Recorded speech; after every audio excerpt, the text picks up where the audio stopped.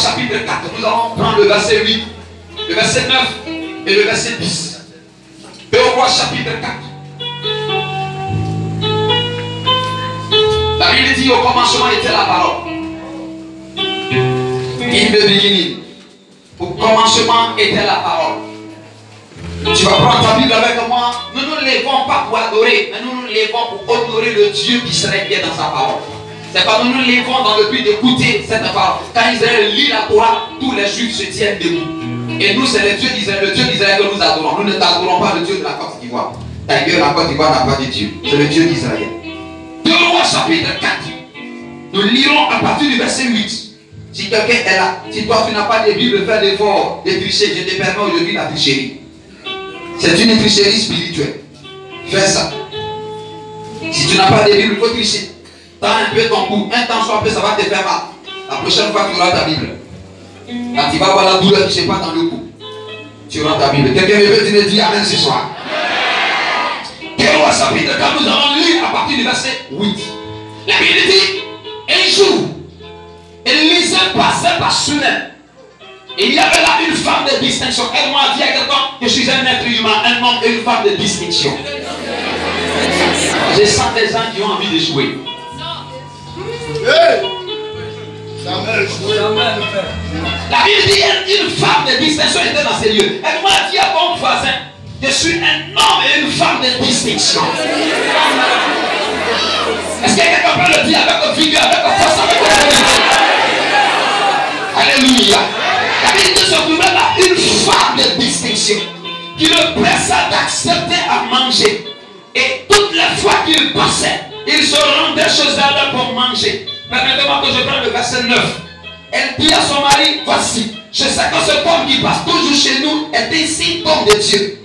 Et faisons une petite chambre haute dans le verre avec des murs. Et mettons-y pour lui un lit, une table, un siège et un chandelier. Enfin, ici, le dit, quand il viendra chez nous, je m'arrête là.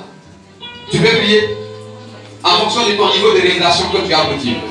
Prie.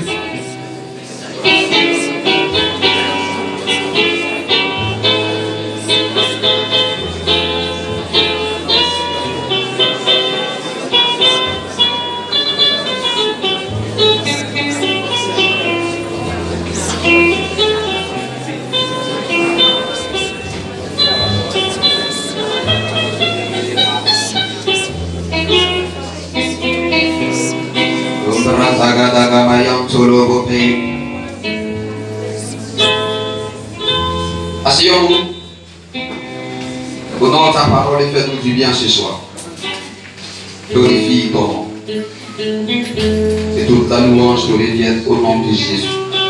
Pour ceux qui vont sur les réseaux sociaux, par exemple YouTube, vous pouvez aller sur notre page YouTube DCM TV.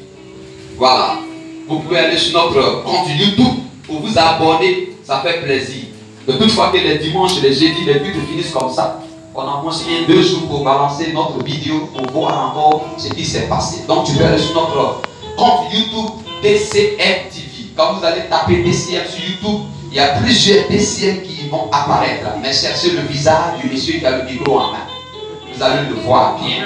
Si vous reconnaissez le visage, parce qu'il y a des gens qui perdent les gens de vue. Donc si vous reconnaissez le visage, vous cliquez dessus, s'abonner.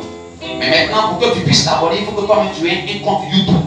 Donc fais tout pour créer un compte YouTube. Là, tu peux t'abonner. C'est intéressant. Au lieu souvent de regarder seulement les vidéos de Bibi Yoshua, regarde aussi d'autres vidéos. Ça fait du bien. Les gens comme Bibi Yoshua, ils ont commencé sous palier. Et puis aujourd'hui, ils ont aujourd'hui ce qu'ils ont là. Donc c'est un peu. C'est le Dieu des faibles commencements. Quelqu'un me dit Amen. Est-ce que quelqu'un peut dire Amen? Je commence. Bien aimé, je vais vous parler de cette histoire que la Bible nous présente.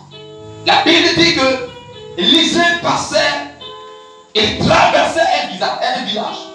Et ce village s'appelait Sunem. Oui, peut-être que quand vous lisez la Bible, vous n'allez pas voir que c'est un village, mais les commentateurs de la Bible disent bien que c'est un village. Il traversait ce village du nom de Sunem. Et la Bible dit qu'un jour que Élisée passait par ce village, il y avait dans cet endroit, dans ce village précisément, une femme que la Bible appelle une femme de distinction. On ne lui donne pas le nom de cette dame.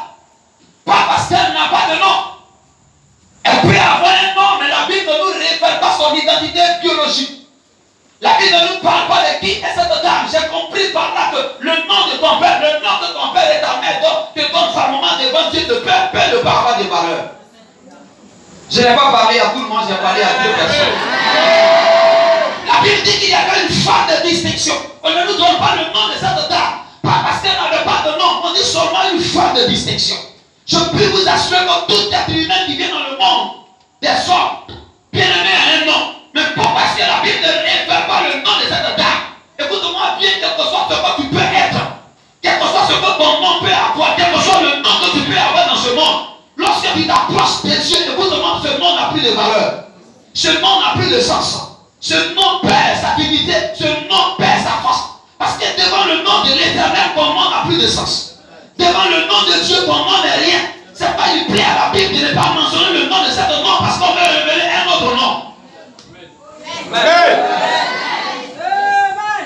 La Bible dit une femme de distinction. J'aurais voulu que ma Bible me dise qu'elle s'appelle Agathe. Afin de dire une femme de distinction, Agathe. Moi, ne dis pas son nom. Bien aimé, elle avait un nom. Mais écoute-moi bien, le nom que nous avons souvent, que nous héritons de nos familles, du père et de la mère, c'est bon. Dans le but de nous reconnaître dans ce monde des hommes. Mais devant Dieu, ce nom n'a pas de sens. Ce nom ne tient pas.